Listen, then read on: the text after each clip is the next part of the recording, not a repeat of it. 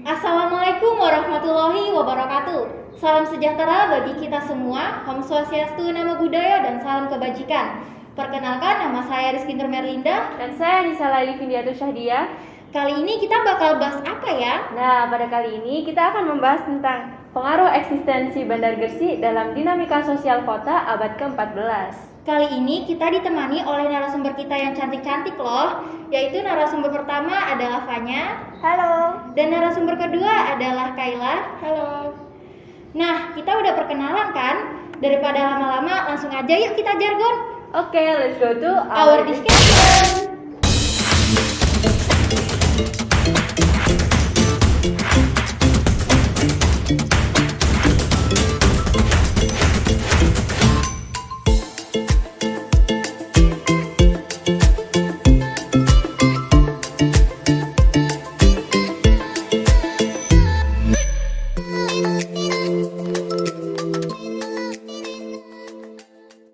Nah, mungkin kita ke Fanya dulu ya. Menurut Fanya, apa aja sih yang membedakan antara pelabuhan dengan bandar? Ya, sebelum kita masuk ke dalam perbedaannya, mungkin perlu disinggung sedikit mengenai pengertian dari kedua istilah tersebut. Menurut Kamus Besar Bahasa Indonesia, bahwasanya pelabuhan merupakan tempat untuk berlabuh kapal-kapal, sedangkan menurut Riyad Mojo menjelaskan bahwa bandar atau harbor adalah perairan yang terlindungi terhadap gelombang-gelombang untuk berlabuhnya kapal, sedangkan pelabuhan adalah perairan yang terlindungi dari gelombang-gelombang dengan fasilitas yang dilengkapi seperti dermaga dan juga gudang. Keduanya ini tentu memiliki perbedaan yang cukup signifikan, di mana menurut arkeolog yaitu Rohtri Agung Bawono menjelaskan bahwa pelabuhan memiliki sumber daya lokal yang menjadi ciri khas dari komoditi wilayah tersebut, sedangkan bandar umumnya tidak memiliki sumber daya lokal. Namun, bandar hanya sebagai pemasok yang biasanya menjadi jalur perdagangan penghubung antara wilayah satu dengan wilayah lainnya. Wah, ternyata perbedaan antar bandar dan pelabuhan sangat berbeda ya. Iya, benar. Mungkin dari Kayla ada tambahan? Cukup. Oke. Gimana sih menurut Kayla sejarah tentang Bandar Gersik itu? Oke, sebelum masuk ke sejarahnya, aku mau kasih tahu nih, kenapa sih Gersik itu dikatakan sebagai sebuah bandar? Gersik dikatakan sebagai sebuah kota bandar, bukan kota pelabuhan. Yang pertama, karena bukti dalam buku Kabut Keram Nusantara yang mengutip bahwa Olivier van Noort dari Belanda pada awal tahun 1601 pernah berlabuh ke Bandar Gersik untuk memperbaiki kapalnya. Bukti kedua terdapat dalam catatan Cornelis de Houtman bahwa dia pernah singgah ke daratan untuk merenovasi kapalnya. Kedua bukti ini semakin menguatkan bahwa Gersik memiliki sumber daya dukung untuk perdagangan dan juga pelabuhan. Bukti ketiga, seperti yang dijelaskan oleh Fanya, bahwa bandar itu tidak memiliki sumber daya lokal. Jadi di sini Bandar Gersik itu cuma sebagai tempat persinggahan dari bangsa-bangsa luar. Nah, dengar-dengar Gersik juga disebut sebagai kota kembar. Itu maksudnya apa sih? Barangkali ada teman-teman yang belum paham. Oh ya, Gersik dikatakan sebagai sebuah kota kembar itu karena Gersik itu memiliki dua bandar. Yang pertama Bandar Gersik dan juga Bandar Jaratan. Di mana menurut Khairil Anwar selaku Dispatdut Gersik mengatakan Bandar Jaratan ini sudah ada sangat lama sebelum Bandar Gersik, sekitar era kerajaan Kediri abad ke-11, di mana saat itu Jaratan ini diolah oleh wakil kerajaan secara administratif. Dan saat itu Jaratan itu belum begitu besar, entah hanya sebagai pelabuhan bongkar muat ataupun sebagai bandar dari sungai ke laut. Dan lokasi Jaratan pun hingga kini masih menjadi misteri. Ada berbagai macam dugaan, dan pertama itu dugaan dari buku Kabut Keram Nusantara yang mengatakan bahwa Jaratan ini berada di sekitar Sungai Leran karena ditemukannya bangkai kapal-kapal Cina dan juga kapal-kapal lainnya di tengah-tengah tambak di Leran. Adapun juga makam Fatimah binti Maimun di sana itu juga menjadi bukti bahwa Jaratan ini berada di sekitar Leran. Adapun dugaan lainnya dari beberapa blog di web gitu ya. Jaratan ini berada di desa Mengare berhadapan dengan Sungai Bengawan Solo Lawas. Meskipun keduanya memiliki pendapat yang berbeda, namun keduanya juga memiliki persamaan persepsi, yakni sama Jaratan ini berada di sekitaran Sungai Bengawan Solo. Oh gitu ya. Selain temuan kapal, ada nggak sih temuan lainnya yang membuktikan eksistensi besar antar dua sungai tersebut? Oh ya, pada tahun 2005 sampai 2006, tim arkeolog itu pernah menemukan banyak pecahan gerabah di wilayah Gosari. Dan diduga di wilayah Gosari ini dulunya merupakan pabrik gerabah bekas kerajaan Majapahit. Dan juga hal ini membuktikan bahwa masyarakat Gersik itu dulunya merupakan pengrajin. dan juga ditemukan berbagai macam artefak seperti artefak Dwara pula. Hal ini membuktikan bahwa dulunya masyarakat Gresik itu mayoritas agamanya adalah agama Buddha. Dan juga ditemukannya artefak Yoni yang membuktikan bahwa dulunya mayoritas masyarakat Gresik itu beragama Hindu. Ditemukan juga beberapa kampung kuno lainnya seperti Kampung Kuno Sedabar Klagen, Kampung Kuno Mungusoi, dan kampung-kampung yang tersebar di wilayah Kedamian itu membuktikan bahwa interaksi dan juga aktivitas masyarakat Gresik itu sangat bergantung kepada sungai. Ya, seperti apa yang dikatakan Kaila tadi, bukan hanya mata pencaharian sebagai pengrajin yang unggul dalam masyarakat Gresik, namun umumnya masyarakat Gresik juga bermata pencaharian sebagai nelayan. Hal ini dapat dibuktikan dalam prasasti Karangbogem yang menceritakan tentang masyarakat dipekerjakan di perusahaan tambak atau perikanan. Namun mereka mengantungkan budidayanya secara keseluruhan dalam lautan secara turun-temurun. Namun tidak hanya itu, dengan adanya nelayan ini atau desa nelayan ini mampu membangkitkan dan menarik besar para pedagang asing sehingga Bandar Gresik menjadi sangat luas pada masa itu. Datangnya Fatimah binti Maimun juga sangat berpengaruh besar terhadap masyarakat Gresik, umumnya pada pola interaksi perdagangan, di mana pada saat itu Fatimah binti Maimun juga meninggalkan kompleks makam di Leran, juga terdapat kampung tertua yang berada di Leran sekaligus. Masalah keberadaan dan kebesaran Bandar Gresik ini juga tercantum dalam catatan Tom Pires pada kutipan 193 yang menceritakan bahwa Bandar Gresik merupakan mutiara Pulau Jawa. Itu merupakan julukan yang sangat menarik terutama pada Bandar Gresik. Kemudian dalam kesejarahan Nusantara abad ke-15 diceritakan pada awal abad ke-17 di mana Bandar Gresik juga dijuluki sebagai bandar terefisien di Hindia Timur dikarenakan Belanda memborong 4.000 pikul lada di Gresik. Seperti itu. Wah, ternyata keren ya sejarah Bandar Gresik itu. Nah, tadi Fanya kan sudah sempat menyinggung tentang Mutiara Pulau Jawa. Kira-kira apa sih maksudnya Mutiara Pulau Jawa itu kalau boleh tahu? Ya, Mutiara Pulau Jawa. Mutiara Pulau Jawa, mengapa Gresik ini, Bandar Gresik ini maksudnya dikatakan sebagai Mutiara Pulau Jawa? Dikarenakan pada masa itu Bandar Gresik merupakan bandar termegah dan terluas yang dikenal oleh para pedagang asing secara keseluruhan pada masa itu. Namun pada abad ke-14 ini bisa menjadi bukti adanya julukan tersebut. Kenapa seperti itu? Dikarenakan abad ke-14 maksud saya merupakan bandar mencapai ke titik kejayaannya, di mana pada saat itu masyarakat Gresik banting setir bisa dikatakan seperti itu, antara yang semula bermata pencaharian sebagai pengrajin, mereka beralih menjadi para pedagang.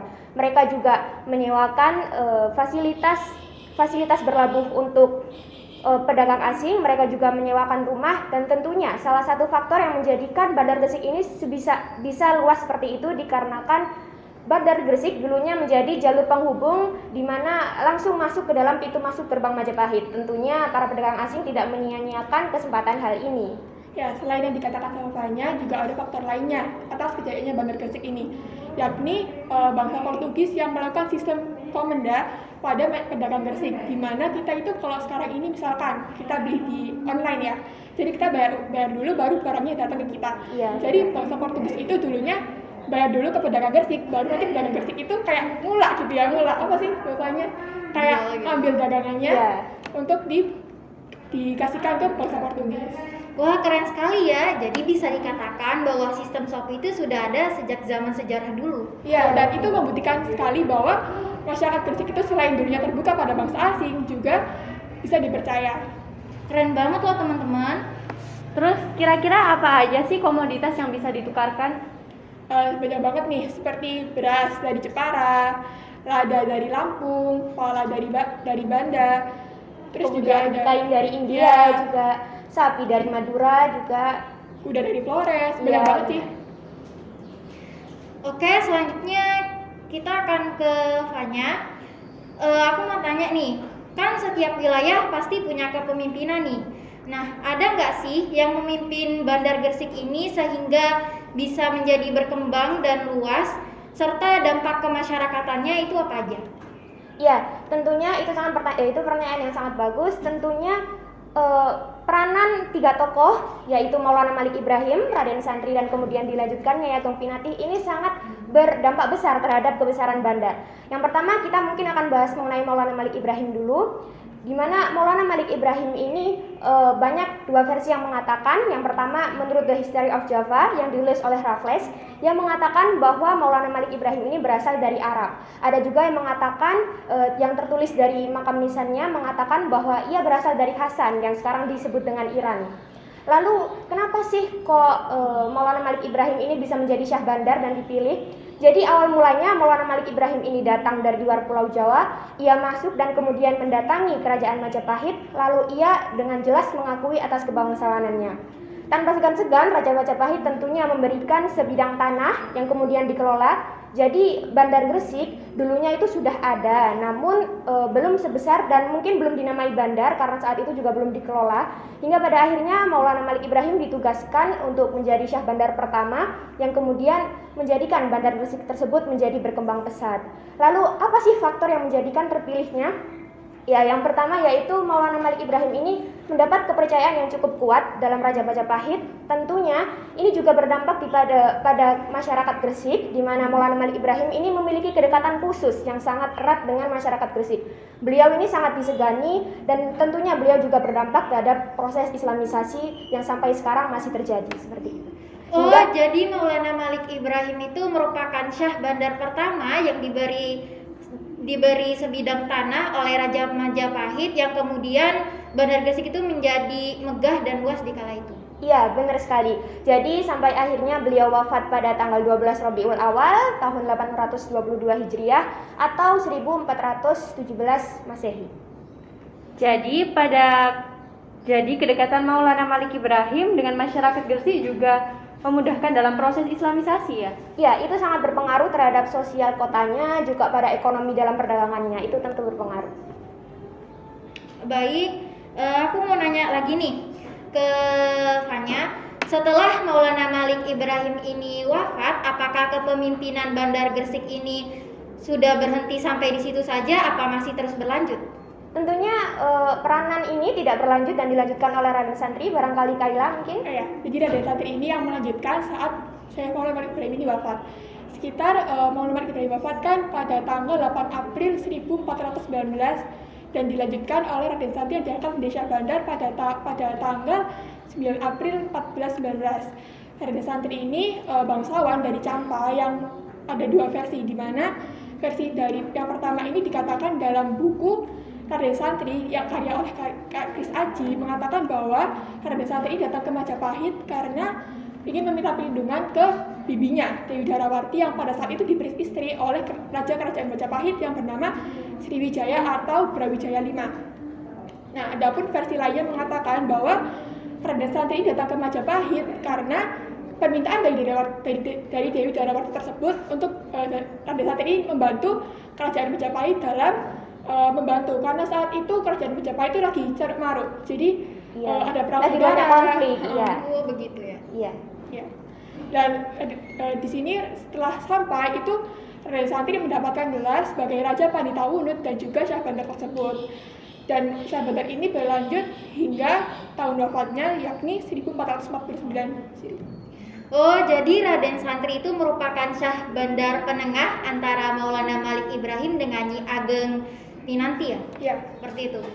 Ya, tadi kita udah sempat nyinggung Maulana Malik Ibrahim, terus Raden Santri. Nah, yang terakhir ini yang cukup menarik bagi saya yaitu Nyai Ageng Pinati yang merupakan Syah Bandar pertama perempuan di Nusantara, khususnya di Kepulauan Nusantara. Jadi Nyai Ageng Pinati atau Nyai Gede Pinati yang disebutkan dalam literatur sejarah, mungkin kita biasa nyebutnya Nyai Ageng Pinati ya. Iya. Beliau berasal dari Cina yang merupakan bangsawan yang diduga kabur dari Gresik. Nah, mungkin kalian bertanya-tanya, kenapa sih kok bangsawan dari Cina bisa kabur dari Gresik gitu ya? Nah, Bisa iya, kabur kenapa dari sih, penasaran banget nih. Iya, kaburnya Nyai Ageng Pinati ini karena adanya konflik antar saudara yang menjadikan beliau meminta perlindungan kepada Raja Majapahit. Seperti halnya Maulana Malik Ibrahim, beliau juga mengakui kebangsawanannya dan tak segan-segan Raja Majapahit memberikan sebidang tanah sama seperti Maulana Malik Ibrahim, namun tetap di dalam Bandar Gresik, namun dalam wilayah yang berbeda. Sampai pada akhirnya peran beliau ini cukup besar hingga menarik para saudagar kaya yang cukup besar pada masa itu. Kemudian beliau juga membuat peti, beliau juga menciptakan alat transportasi untuk menghubungkan antara pengangkatan barang antara wilayah satu dengan wilayah pedalaman ataupun sebaliknya. Kira-kira faktor yang membuat Nyai Ageng Pinati terpilih menjadi Sekbandar ketiga setelah Raden Santri itu apa aja sih? Iya, faktor yang menjadikan kenapa sih Raja Majapahit itu memilih Nyai Ageng Pinati ini? Ya, yang pertama itu dikarenakan beliau lihai dalam perdagangan. Lalu beliau juga bahasanya cukup luas sehingga ini yang menjadi salah satu faktor utama pola interaksi adanya perdagangan. Kemudian beliau juga taat beragama dan disegani masyarakat. Seperti itu. Hingga pada akhirnya beliau wafat pada 12 atau 13 Syawal pada tahun 1479 Masehi. Tadi yang sempat disinggung Kaila bahwa kepemimpinan Syah Bandar ini dipimpin oleh 3 orang, yaitu Maulana Malik Ibrahim, Raden Santri, dan Nyi Ageng Pinati. Dan masa kepemimpinan ini berakhir pada masa Nyi Ageng Pinati kan? Ya. Nah, pertanyaannya mengapa masa kepemimpinan Syah Bandar ini hanya berhenti di Nyi Ageng Pinati ini, kenapa tidak terus berlanjut? Iya, pertanyaan yang bagus. Mungkin akan disinggung mengenai Babat Gresik yang menyatakan bahwasanya Nyai Ageng Pinati ini dulu pernah berdagang dari Gresik ke Bali, namun di tengah-tengah situasi yang memanas di lautan gitu yang sangat gelap, tanpa terduga beliau menemukan peti berisikan seorang bayi bercahaya yang mungkin sekarang dikenal dengan nama Sunan Giri. Sampai akhirnya bisa dikatakan Nyai Ageng Pinati ini merupakan ibu pengasuh dari Sunan Giri. Sepeninggalnya Nyai Ageng Pinati ini, Sunan Giri ada dua versi. Versi pertama mengatakan bahwa kerajaan Majapahit ini hancur dikarenakan kerajaan Giri atau biasa disebut dengan Giri Kedaton. Ada juga versi yang mengatakan bahwasanya kerajaan Majapahit ini hancur dikarenakan kerajaan Demak, dan saat itu kerajaan Giri membangun kerajaan yang bisa memimpin semua masyarakat Gresik pada masa itu. Namun sayangnya kurangnya data sejarah yang mencatat bahwa siapa penerusnya Ageng Pinati yang sebenarnya itu kurang dalam data sejarah seperti itu. Pasti belum lengkap.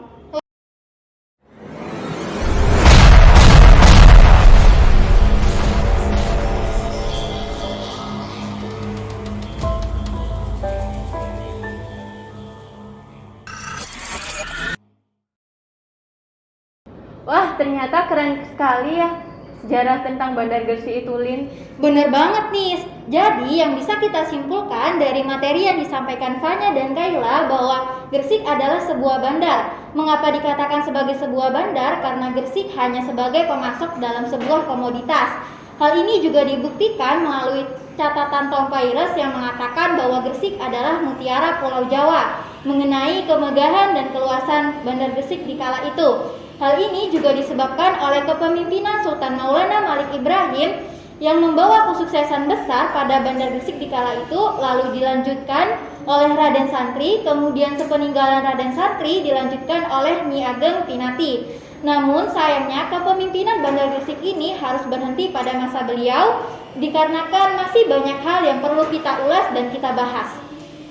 Oke, terima kasih untuk waktunya kepada Kaila dan Fanya. Sama-sama.